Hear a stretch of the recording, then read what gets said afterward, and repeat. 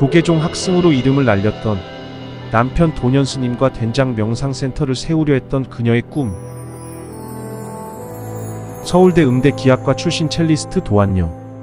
서울굿 불사거리의 신에 대한 연구 논문으로 민속학 문학 박사 학위를 받아 한국 무속 토속 신앙의 길에 새로운 이정표를 세웠다. 스님을 만난 건 독일문화원에서 이제 독일 유학 가려고 공부할 때 1년 반 같이 공부했어요. 너무 재밌었어요. 나는 스님들은 다 박학다식하고 저렇게 유머러스하고 저렇게 재밌는 줄 알았어요. 그래가지고 말이 굉장히 잘 통했죠. 그리고 16년 만에 다시 만났어요. 인도에 가서 3년 동안 수행한 뒤 1983년 경전연구소를 개설해 초기 불교 팔리어 경전을 번역하던 학승 도년스님을 남편으로 맞아 열애, 문수, 보현 세 남매를 키우면서 된장 사업을 일으켜 회사를 크게 번창시켰으나 14년 전 하늘의 메시지 신내림을 받고 무당의 길로 들어섰다. 지난해 초가을 사랑하고 존경했던 도년스님을 하늘로 보내고 어느새 훌쩍 1년이 흘렀다. 제가 이제 된장 공장을 했었는데 그동안 음식으로 사람들의 병을 치료했으니까 이제는 나가서 정신적인 병을 치료해줘라. 그렇게 메시지를 받았어요. 그래서 이제 무당이 됐죠. 오늘은 남편인 도년스님을 위한 곳이고요. 이제 돌아가신 지 1년이 되어서 소상굿을 해드리는 거예요. 망제가 1년이 되었을 때 굿을 해주는 거예요. 그래서 사람이 죽으면 3번 굿을 하죠. 첫 번째는 진옥이를 해주고 진진옥이라고 하는 천도제를 하고, 그리고 자리거지 넉거지라는 걸 그에 해요. 그 다음에는 이제 1년 굿, 즉 소상굿을 하고 만 2년이 됐을 때는 대상이어서 탈상굿을 하게 돼요. 그래서 굿을 사람이 죽으면 3번 해주게 되죠.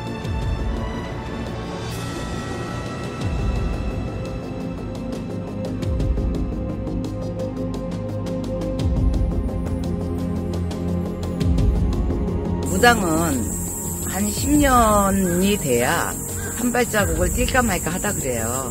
무당의 문서가 워낙에 깊어요. 그래서 이제 뭐 애동이죠.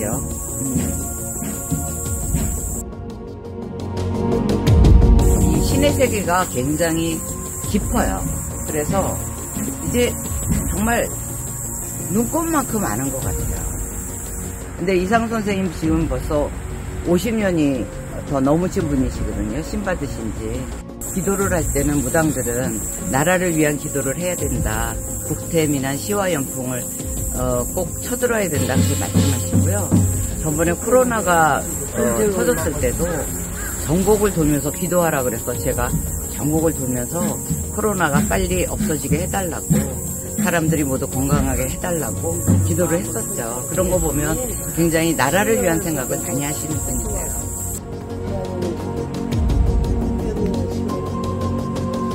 세남꽃을 세우신 분이시고요. 우리나라 서울 세남꽃 제104호라 그래요. 그래서 그거를 세워서 서울굿의 전통적인 그런 어떤 맥락을 역사적으로 잇고 계시는 분이라고 보면 됩니다.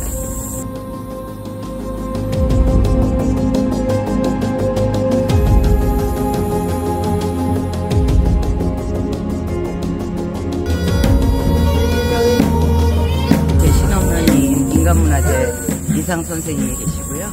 그리고 그분의 큰 제자 강민정 선생님, 그 다음에 또 용화당 선생님, 다 같은 신딸이에요. 이상 선생님의. 그리고 이제 악사로는 이선호 선생님이 하시게 되는 거죠.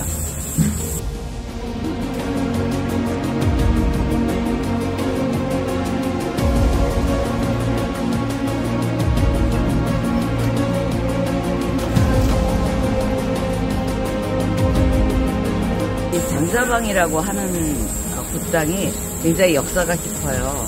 그리고 북한산에서는 가장 전기가 아주 깨끗하고 맑은 곳이에요. 그래서 맑은 굿당을 택한 것이죠. 서울굿은 굿의 종류가 굉장히 많아요. 그래서 굿마다 실력률 모셔드린 예절이 다 다르기 때문에 다 공부를 해야 되죠.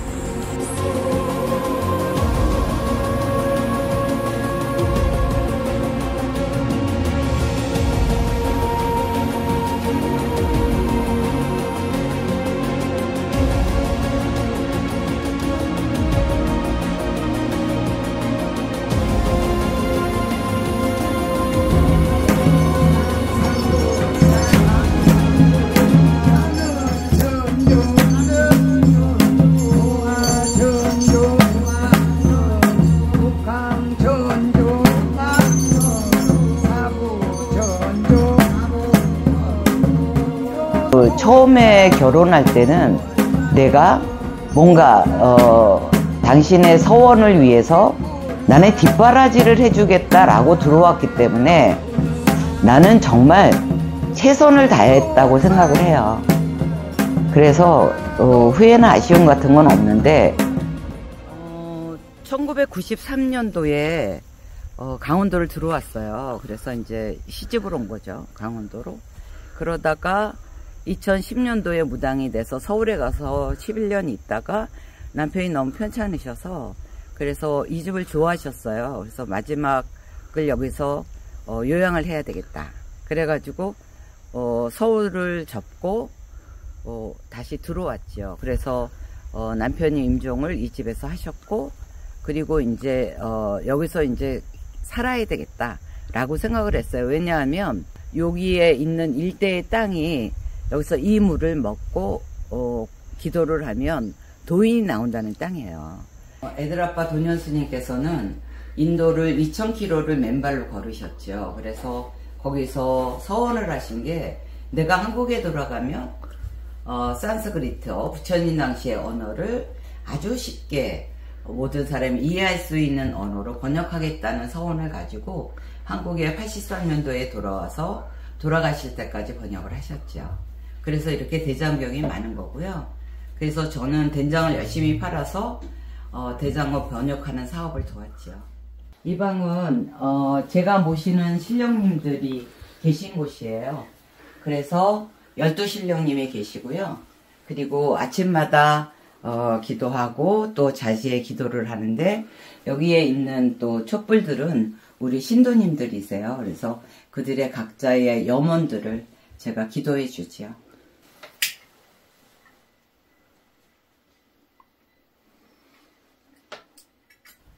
제 몸주신령님이 대신할머니시고요. 그래서 대신할머니는 여기에 계시고요. 그 다음에 최영장군님 계시고 또 산신할아버지 그 다음에 제 주력은 돛줄이에요. 그래서 도사님. 그래서 도사님은 양명도사, 약사도사, 의술도사도 계시고 부족도사님 그리고 말문도사, 글문도사가 계셔서 여기는 특히 아픈 사람들, 마음이 아픈 사람들, 몸이 아픈 사람들 여기서 기도를 하러 오면 많이 나아요.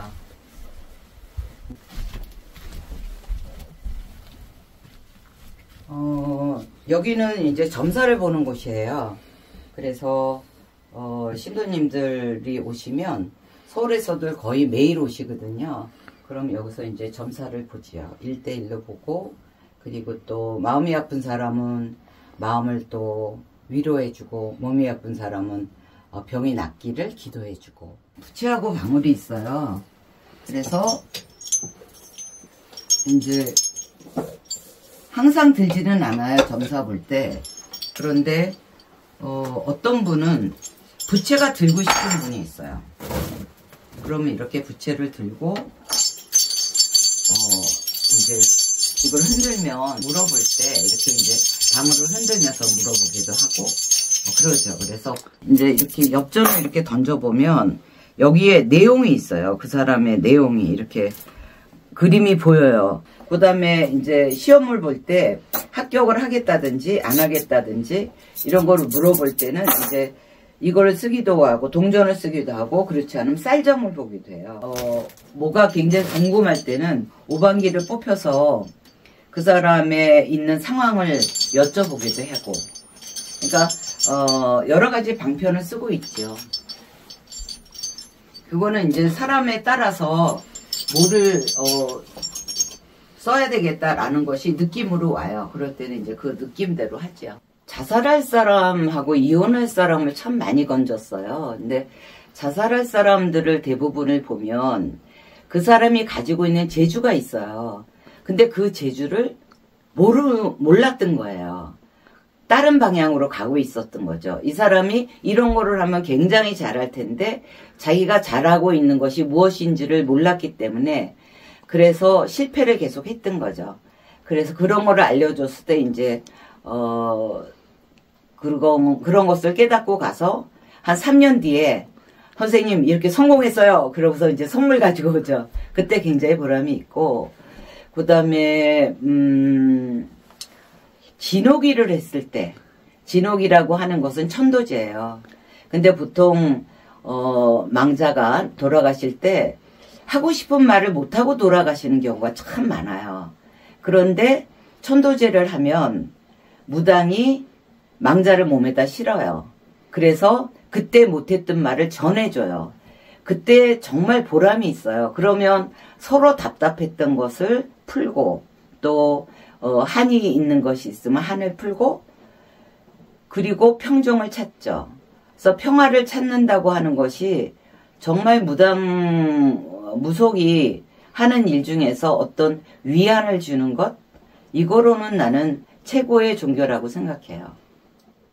강원도로 정착을 하게 된 가장 큰 이유가 뭐냐 하면, 무당들하고 여기서 공부를 해야 되겠다. 여기는 환경이 워낙에 좋고 기도토가 아주 산지 사방에 있거든요. 그러니까 여기서 무속은 배울 게 굉장히 많고 문서라고 하는 것이 많아요.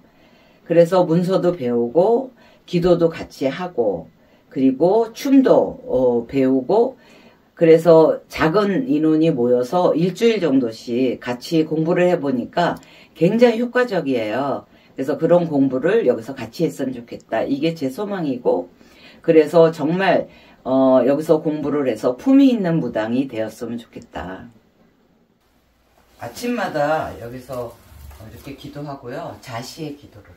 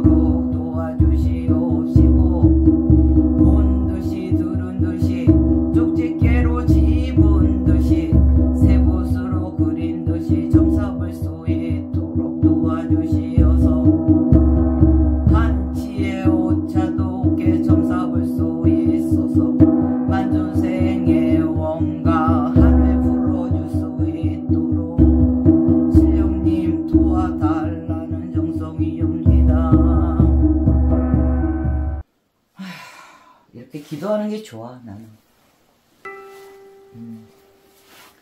이렇게 기도하고 있으면 통하잖아요, 신령님하고. 뭔가 신령님 말씀 내려주시고 길 알려주시고,